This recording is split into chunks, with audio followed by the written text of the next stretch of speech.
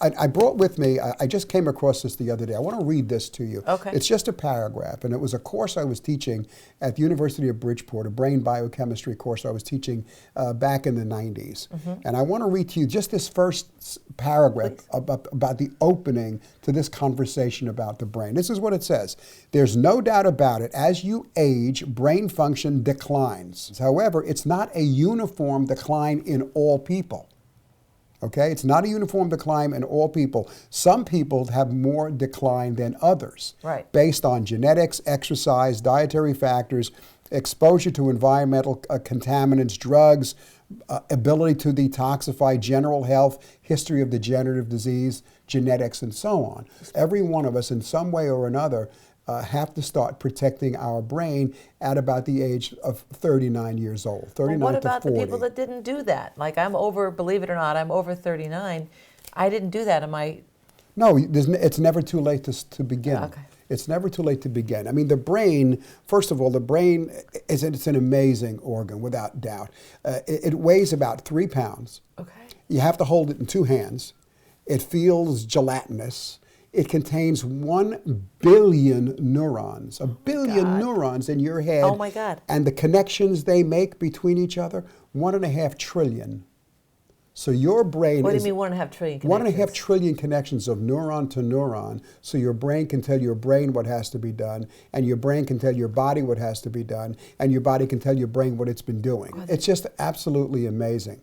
Wow. And one of the issues, number one on our list, is how do we protect against brain shrinkage? Now, there's evidence out of a good number of universities that starting at about age 39, we begin to see shrinkage of the brain. The brain starts to get a little bit smaller, and it slows down.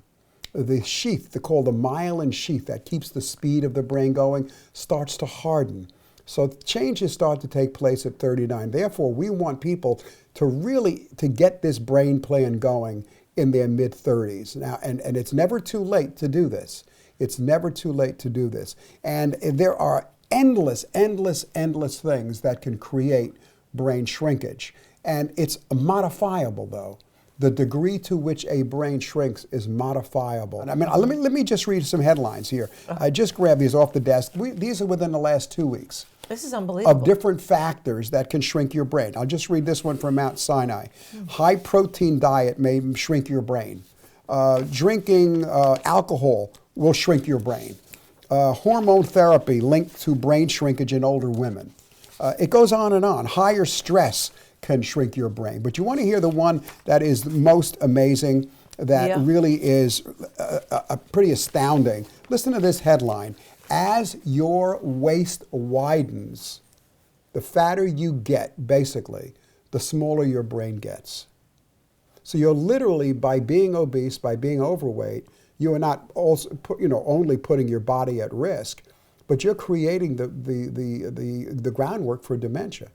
And by waist, you just mean in general your body, not just your waist. No, mostly your waist. So that metabolic fat, that fat. visceral adipose tissue Right. that you collect in your abdomen is very powerful towards supporting brain shrinkage, which is just the opposite of what you want. So as I'm summarizing here, there are many different things we can do to prevent our brain from shrinking at a rate beyond what's considered physiological. What can we do?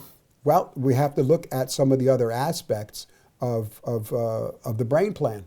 Okay. So number one, we want to avoid all the things that create the shrinkage, being overweight, having too much alcohol, eating the wrong foods, not doing enough exercise.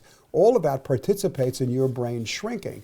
Being on a diet that's too high in protein and not high enough in good quality carbohydrates and fats and quality nutrients like the fish oils, like glutathione, the different vitamins and amino acids that really support brain function. And this is very individualized, because some people really need support more so in brain shrinkage than other people. So we want to look at the brain plan from a point of view of everybody's own different and separate backgrounds.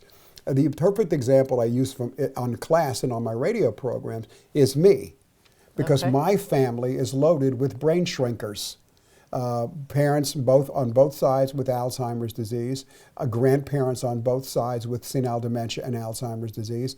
And I sort of decided in my, maybe my mid-20s, early 30s, when they were beginning to die off, when you get to the point where your mother doesn't know you, you start to pay attention to that stuff. And I said, well, I've got to sort of prevent this for myself. So I've been very aggressive at creating a brain plan for me. Okay. And so everybody's got this kind of story. Some people have more of an issue around brain issues, brain problems than other people do, but everybody does.